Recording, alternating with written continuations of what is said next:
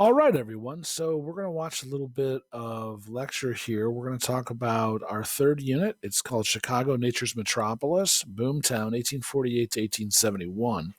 So we've already read pieces of and discussed all of the essay, The Birth of Modern Chicago. So what I want to do now is link some of the things we learned in that essay. We learned about how immigration started to become more important, how transportation became really, really important. We learned about the new urban plan, which included things like sewers and subdevelopments. And we also learned about new business models. Bigger companies started to emerge, bigger businesses, and also, of course, the Board of Trade. And so we end up with this whole spectrum of Chicago emerging. And so, we crashed. All right, that was weird. All right, so I want to introduce the notion of nature's metropolis. So, William Cronin is one of the really foremost geographic historians of the United States. He's done a lot of work on the geographic transformation and climatic transformation of New England, but he's also taken his hand to Chicago, and he talks about Chicago as something called nature's metropolis. And the reason is because he argues that the wealth of Chicago is derived from nature. Certainly, we have manufacturing here. We have business today. Of course, Chicago is a great center for telecommunications. It's a great center for media. It's a great center for advertising, marketing, law, accounting, all these other things. It's a great university center. You know, 3 of the top probably 30 universities in the United States are located here in Chicago. If you count Evanston as being in Chicago, I'm talking, of course, about the University of Chicago, the Illinois Institute of Technology, and Northwestern University. So, I mean, Chicago is and that doesn't even account for Loyola, DePaul, and UIC, which are all outstanding universities. So Chicago it generates wealth in lots of ways. But initially, it really generated wealth from nature. And it was the ability to take that natural wealth, whether that was hogs or cattle or corn or wheat, and ship it to Chicago, and from Chicago then disseminate it through to the entire world. We're going to watch a little bit of a film that talks about the meatpacking industry and how, you know, these are really the first global businesses that are operating in multiple countries, and they're using telegraphs to communicate from different parts of the world. So this is all sort of happening with Chicago. Now, my time frame is 1848 to 1871. 1848 is sort of the starting point for a lot of this explosion. 1871 is not the end, but we're going to talk about 1871 as the end because that's, of course, maybe it should be better to describe it as a pause moment or a pause button. The growth continues after 1871, but something else very significant occurs in 1871, and that, of course, is the Great Chicago Fire. So after this unit, we'll talk about the fire. All right. So what we're talking about then is Chicago's really rapid growth. The 2 images that I have here on the first screen are images of the meatpacking industry. Okay, so that's going to become a big part of what we talk about. All right, you've already learned about transportation in the reading. You learned about 1848, the Illinois and Michigan Canal. You learned about the Galena and Chicago Union Railway. So that's review. But here's a really interesting piece. This map shows the route of the canal coming down to join at Ottawa, where it joins with the Fox River. And then here you can see the railway getting as far as Elgin, also on the Fox River. It was planned to go out to Galena. They never built it that far. But here's really something interesting. By 1850, so the railway is built in 1848. Okay, so the first railway is operating in the city of Chicago, drawing wealth from Elgin and really coming through this area here. So, you know, including wealth from areas around Oak Park, farm wealth I'm talking about here. I'm talking about, you know, harvesting wheat. You know, this was all wheat fields. This was all corn fields. This was all, you know, that kind of stuff, and drawing it into the city. By 1850, just 2 years later, there are more than 30 distinct railroads operating with the city of Chicago, either passing through the city, beginning in the city, or ending in the city. 30 distinct railroads. By 1860, Chicago is the single most important transshipment and warehousing center in America. And You could argue in the world, though that was hard to measure, that means that when the Civil War occurs, more soldiers pass through Chicago than any location in the United States other than Washington, D.C. And the only reason more pass through Washington, D.C. is because, remember, Washington, D.C. is literally a day's ride by horse from almost all of the battles of the Civil War. Gettysburg, Chancellorsville, all those battles that Lee is fighting and that Grant is fighting, they're all right there outside of Washington, D.C. So Chicago is hugely important, even though there are still a number of larger cities. Chicago's really, really important. And one of the ways that importance shows up is with retail activity. Now, we call it retail therapy sometimes. We like to go shopping. Some people really enjoy it. Some people just want to go shopping online and take care of it that way. Well, both ideas originate in Chicago. And you're saying the internet, that's obviously way, way after the time we're talking about. But before there was internet, there was retail shopping through catalogs or catalog shopping. And so I want to talk about that as well as really the department store. There's a lot to suggest that the department store was born in London. Others suggest the first true department store was founded in New York. Whatever, Chicago is right on the heels. And one of the most extraordinary department stores in the world was the Marshall Field store. And this particular image is Marshall Field on State Street in 1910. The entire thing is done in marble. You can still go there today and look at it. It's just glorious. Mosaic across the ceiling. It's all done in artistry. It's spectacular. It's intended to make you feel like you're in a palace. In fact, the building that came before this was called Palmer Palace. It was owned by Potter Palmer. He then, of course, sells to his assistant, Marshall Field, and Marshall Field becomes the most important and powerful retailer in the city of Chicago.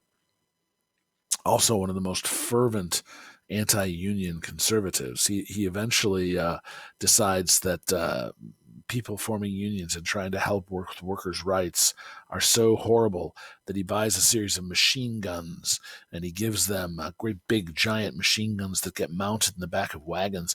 He gives them to the Chicago Police Department. It would be the equivalent today of buying a dozen tanks and giving them to the police department in order to quell riots. Obviously, very grotesque and inappropriate behaviors. All right, so people shopped, and when they shopped at these fantastic stores. Not all stores were like this. Many were just simple stores, but some were quite fantastic. And of course, they paid for the experience. So things could be expensive. It wasn't always the lowest price. But people were willing to pay this because of the experience. You were buying leather goods from Italy, linens and silks from France. You're buying china from China and from Japan and from Ireland, which made some of the best china in the world. So really spectacular products being imported from Asia and Europe. And it was really quite elaborate. And of course, there was enough money in the city of Chicago to support this. Now, in addition to that kind of shopping, you go and you go to the store and you purchase the products that you want. You also had retailers, and that was what Richard Sears did. That was what Alva Roebuck did, and they joined eventually to become Sears Roebuck. That's what Marshall Field did. But then you had people like Montgomery Ward, and Montgomery Ward also had a store. But Montgomery Ward's real gift was catalog shopping. This was the idea that in the mail you would get a book. It would be a sort of like a paperback book. And eventually they get so large that young children who aren't tall enough to sit at the dining room table would sit on these catalogs, would lift them up, sometimes 3, 4, 5 inches. They could be that thick.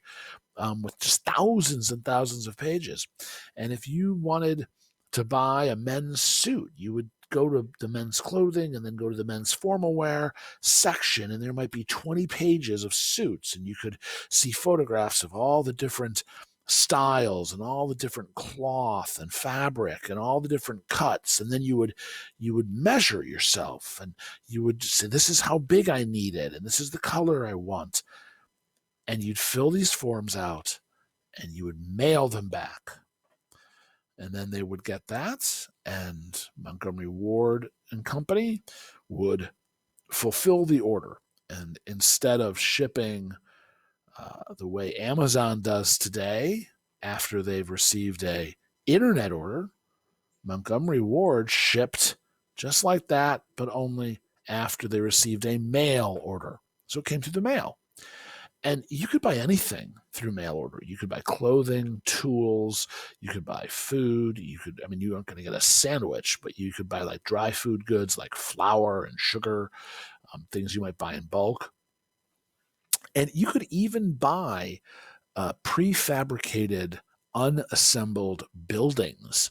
So literally, people would buy their house, and if you lived out on the prairie, and maybe there was an opportunity for maybe there was a farm and you were farming there and you wanted to build a larger home for yourself, you might order the prefabricated home. It would be shipped by railroad to the nearest location. You would then get it there, and you and maybe 10 or 20 friends would then assemble the house. You didn't build it from scratch, though. You literally would get the plans, and you'd get all the pre-cut wood, and large portions of the wood would be pre-assembled, and you'd have a wall, and you just put it up, and then you nail it together, and boom, you had a wall, and you had houses coming this way.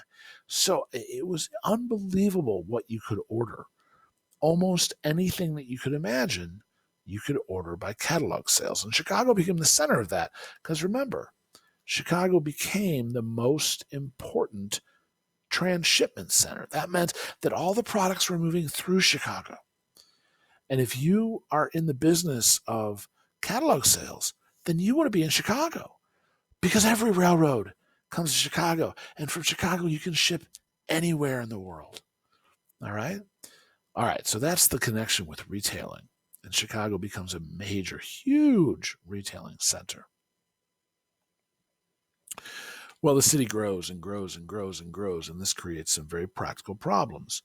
The biggest one is that when you put a lot of people in a small space, they tend to create a lot of waste. And I'm not talking about unused food scraps, though that's part of it. I'm talking about human waste. In other words, poop and pee.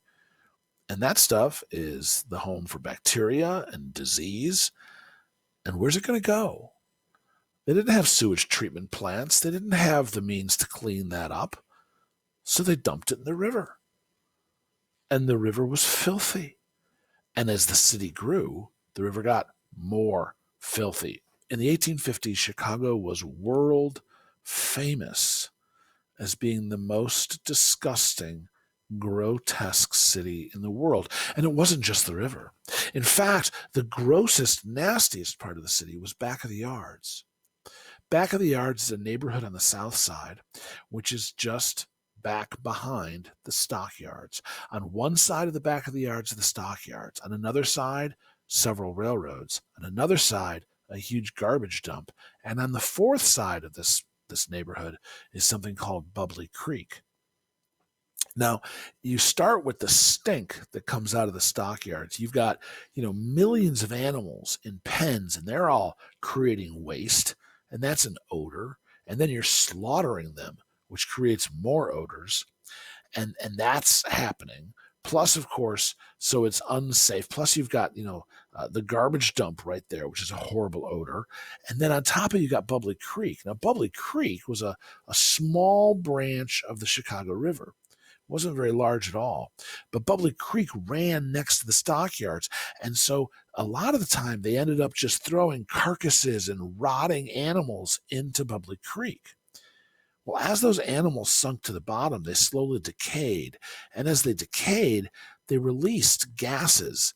And so the top of the creek would bubble up, almost like it was boiling at a very slow rate. And of course, the bubbles would sometimes sort of burst because the top of Bubbly Creek had a couple of inches of scum The scum was a product of human animal fat. Not human, but I mean, I suppose there probably were human bodies in there, but animal fat and other grotesque things. And so there was sort of this layer at the top, and the bubble would burst out of that. There are examples of people describing how animals, cats, and sometimes chickens could walk right across Bubbly Creek because of this layer of scum. It was truly disgusting. And this is where people got their drinking water. They drank from the river. This is killing people. In 1854, there's a cholera outbreak. Cholera is a horrible disease.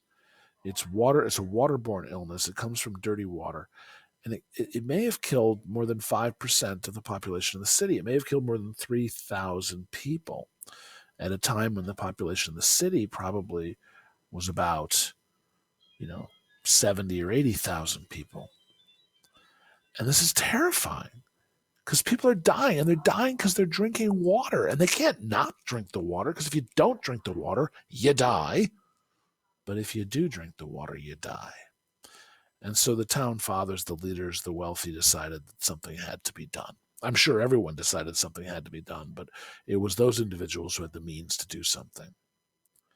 And so the plan was to lift the city up out of the water, to lift the city up out of the swamp. So they called on engineers to come together and build a plan to lift the city out of the swamp. We know that the city was built basically at the same level as the moisture, right? The river and the city. Maybe the city was just a little tiny bit above that. So the first thing they did is they lowered the river, okay? And they did that by dredging the bottom of it and making it deeper so that water would rest at a lower elevation. They then lifted the city. So now they had a nice expansive section, okay, between the city surface and the surface of the river. This was going to become a way to dry the city out. It also, because you had the city up here and the river down here, was a way to have gravity take through pipes all that waste and to draw it away from the city. The city was going to become dry, and they were going to remove that waste, that human and animal waste. The problem was it was all going into the river. Now, how did they lift the city up? Well, and I'm going to show you a video on this in just a moment. It's just a couple of minutes, but it's pretty cool. If you've ever lifted an automobile up, maybe because it had a flat tire, you know that there's a jack, and you crank the jack, and as you crank the jack, it very slowly lifts the car up. Well, imagine if you had hundreds and hundreds of those jacks underneath a building, and you inserted each one of those jacks, underneath the foundation, and you slowly cranked each one in turn, just one little crank. And when you got back to the beginning, you went around and did it again. This might take a day or 2 days or 3 days, but slowly you could lift that entire building up. And then you could put masonry underneath it to support it, then lift it higher and put masonry underneath it to support it, and keep going. And in this way, you could lift the whole city.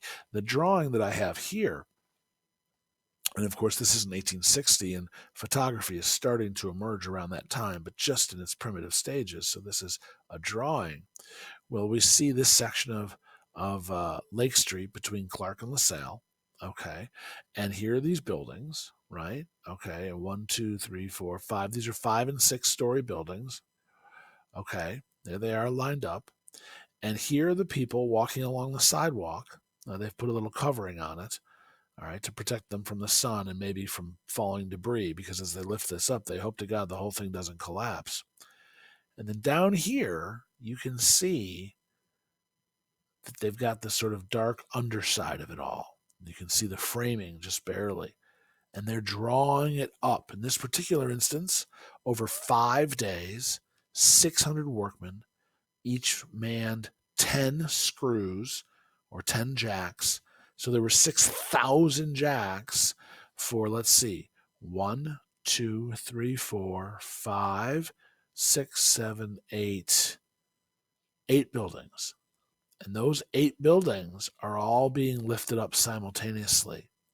And as those 8 buildings are being lifted up, they go higher, higher, higher, higher out of the mud. Perhaps most remarkably, businesses didn't close. They continued to do business.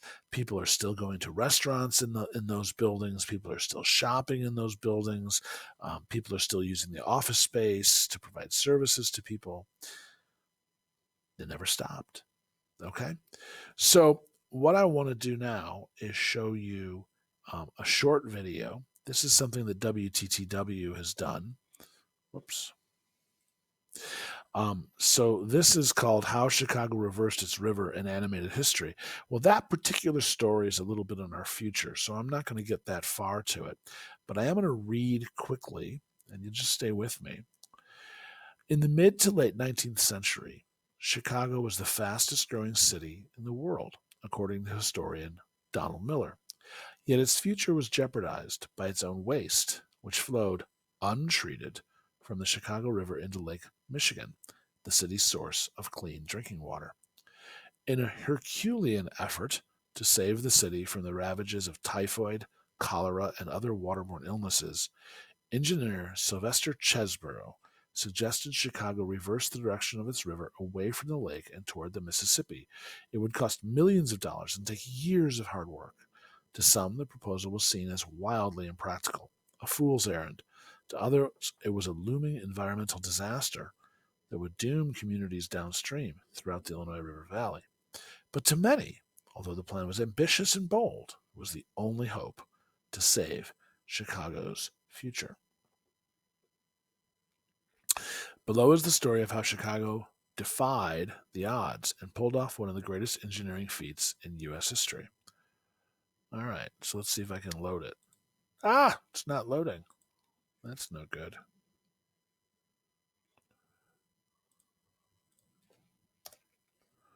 There it is. All right, here we go.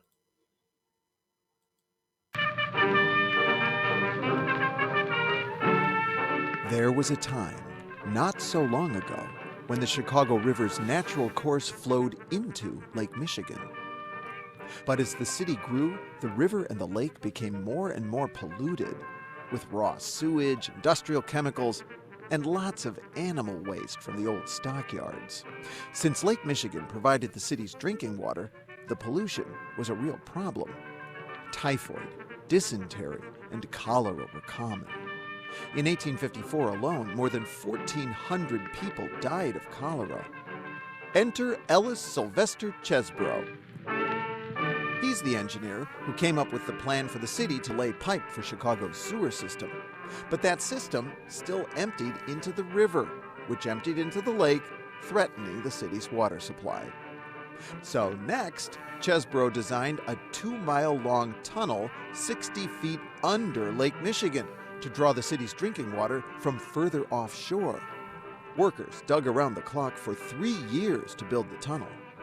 And after all that, it still wasn't good enough. Chicago grew, and so with time, all it took was a heavy rain for the dirty, stinky river water to reach the intake.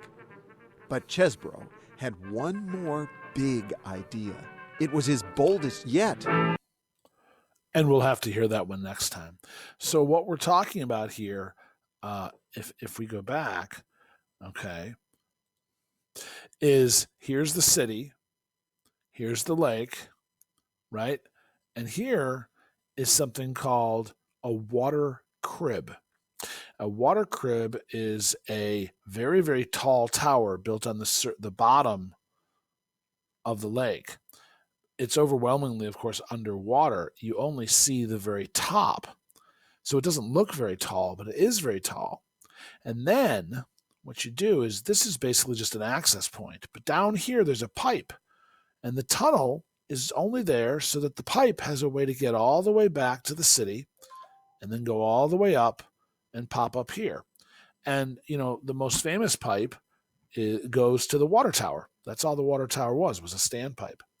And so this is a way to draw water for drinking into the city. But instead of getting water that's near the shore, which we know is filthy because that's where the river's dumping all that waste, he's going out 3, 4, 5, 6, 7 miles.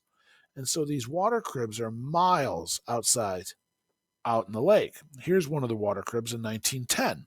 All you can see is the top, but that continues down underwater for miles. So in 1865, they start building these water cribs. They take years to build.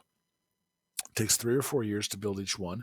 The Irish are underground digging. Imagine being in that tunnel, and you're digging with a pick, and you know that above you is the entire Lake Michigan. And if it breaks through, you are so dead. And I mean, that'd be terrifying.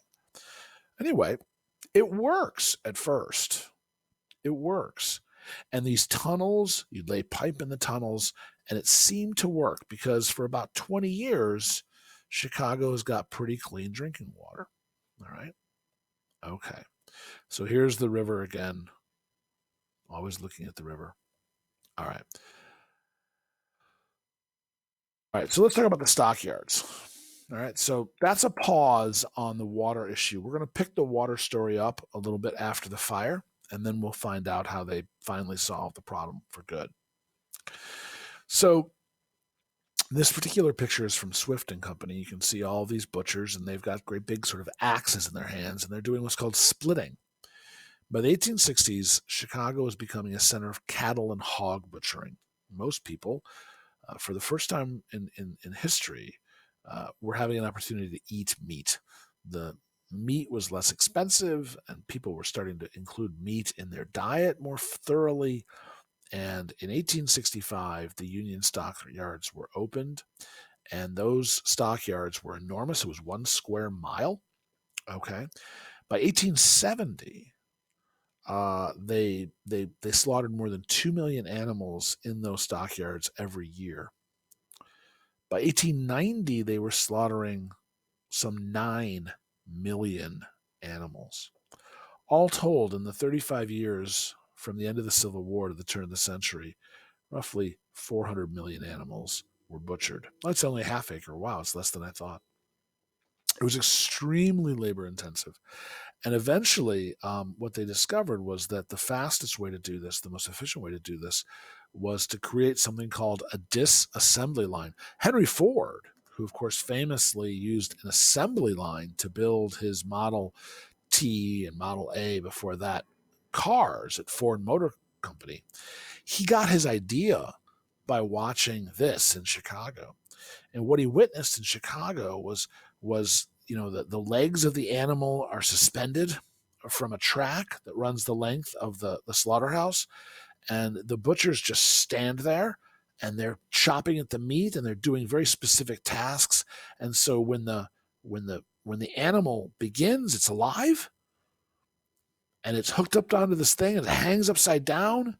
And by the time it goes out at the other end, it's just bones and all of the meat is taken off. And it's being put into cans for canned pork, or it's being frozen for distribution as frozen meat, and it's being distributed around the world. Okay, so this is the kind of thing that's happening here.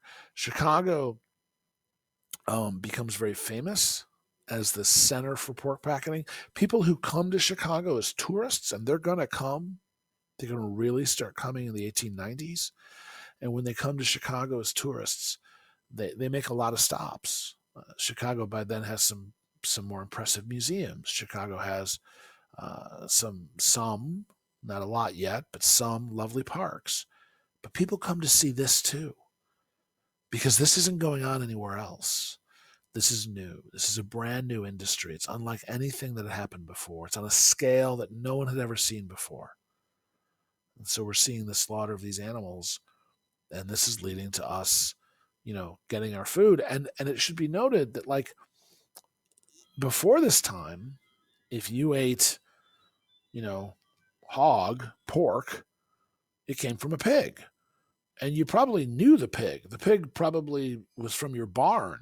And if it wasn't from your barn, it was from your neighbor's barn. If it wasn't your neighbor's barn, it was at least some guy down the road.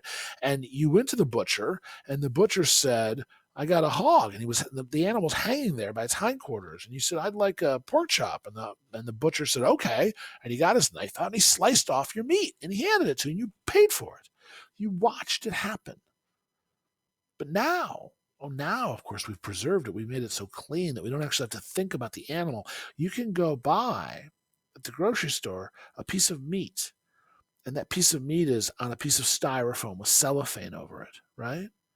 And there's no blood. It's sitting on that little napkin, right? So it's all dry and it looks appetizing, but there's no blood to make us feel queasy, and we don't have to think about where that meat came from because it all happens in this meat factory, these stockyard slaughterhouses. And so we're protected from having to consider the source of our food. All right. One of the most important pieces in Chicago that really makes this financially work is something called the Board of Trade. The Board of Trade is excuse me, my apologies, I'll be back in a moment.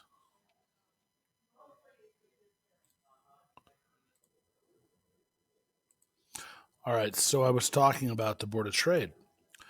And what you need to understand is as this natural product is coming into the city, whether it's cattle or hogs or whether it's grain, it needs to be bought and sold. And the farmer isn't really interested in selling it to someone in New York or selling it to someone in London. He's really would rather get rid of it.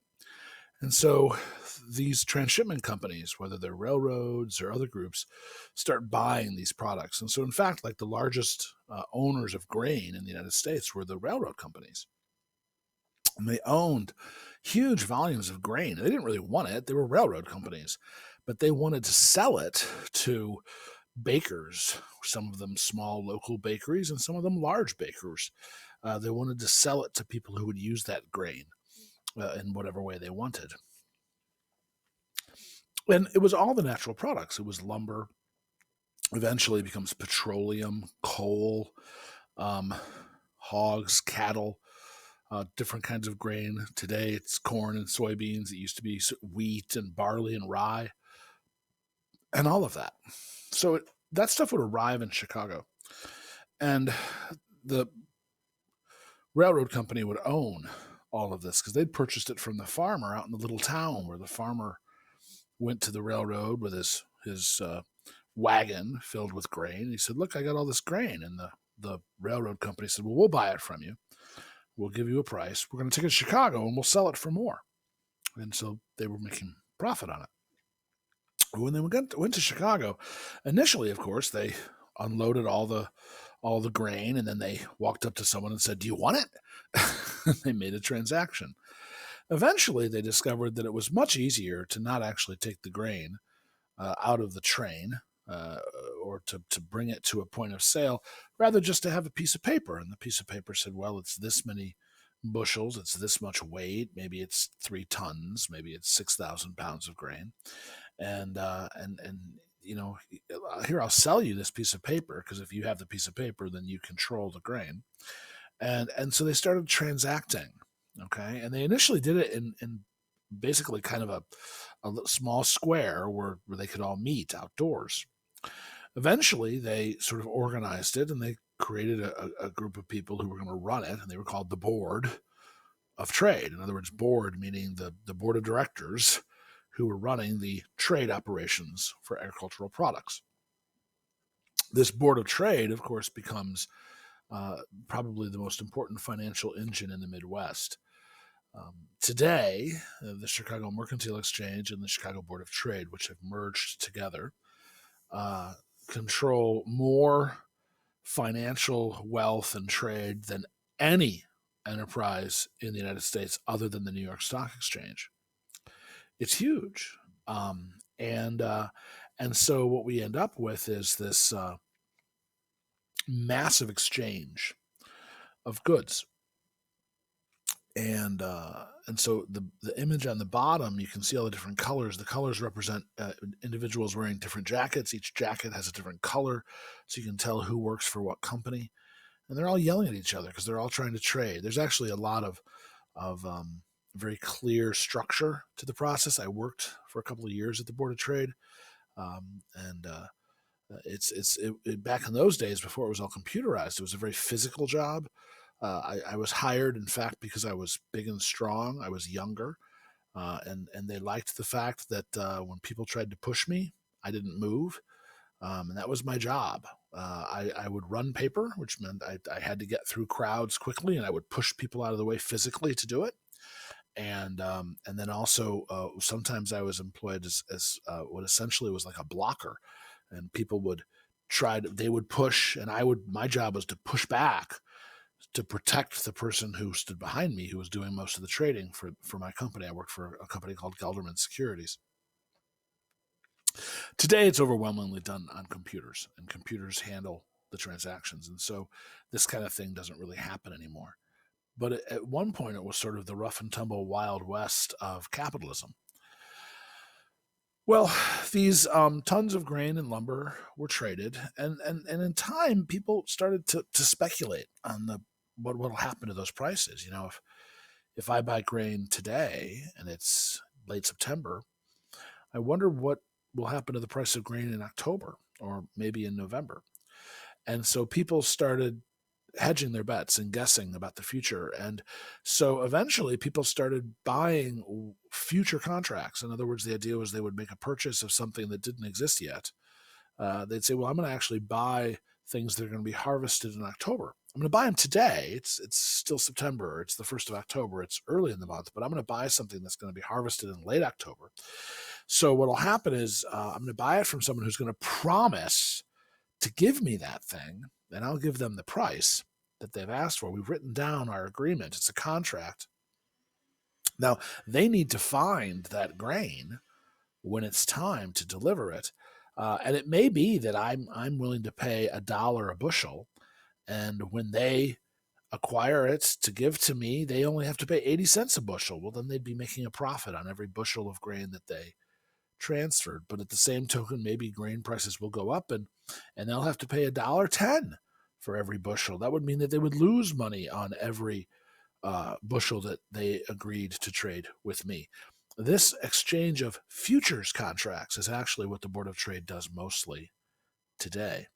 And so people are buying and selling things that don't yet exist, and people are buying and selling things that they don't have because they don't physically have them with them. They own them, but they don't have them. And they're doing it at a huge, huge level.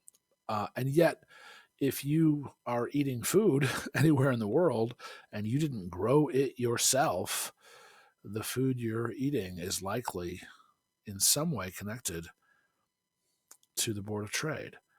Um, and so it's all flowing through the financial engine of Chicago. In any case, the city of Chicago grew up really, really quickly. In the first half of the 19th century, Chicago grew at a remarkable pace. We know that when the city was founded in 1837, it had 4,000 people. 23 years later, in 1860, Chicago would become the 9th largest city in the United States, and it hosted the Republican Party's National Convention. This, of course, was the convention that saw Abraham Lincoln nominated. 10 years after that, Chicago had emerged as the 5th largest city in the United States and the 2nd largest in the West. It trailed New York and Philadelphia and Boston and St. Louis. It was 5th. Very quickly after that, it's going to, of course, emerge as the 2nd largest city in the United States. It's now the 3rd because Los Angeles has surpassed it. And here's a nice little growth chart. In 1840, the census said there were 4,470 people. 10 years later, there were 30,000 people. That's a gain of 25,000 people. And more than that, it's a 570% rate of growth. 10 years after that, 82,000 people, from 30,000 to 112, a 274% rate of growth. 10 years after that, almost 300,000. These rates of growth are staggering, and this is why we say that no city in the history of the world has ever grown so quickly. That's not true anymore. In the last 40 years, we've seen a number of cities, Cairo, Mexico City, Sao Paulo, Brazil, And some of these cities have grown at staggering places, and they've done so often by bringing in huge volumes of staggeringly poor with little economic hope. Chicago absolutely had enormous volumes of poor. But during this period, there was also enormous opportunity. And I'm not suggesting that that makes it okay. Chicago is often treated its poor very, very poorly. And of course, it continues to do so. But during much of the 19th century, there was a way out. It was perhaps narrow for some people. It wasn't always accessible by everyone, but there was a way out. All right, we'll leave off there. Sorry to go so long. Have a great day.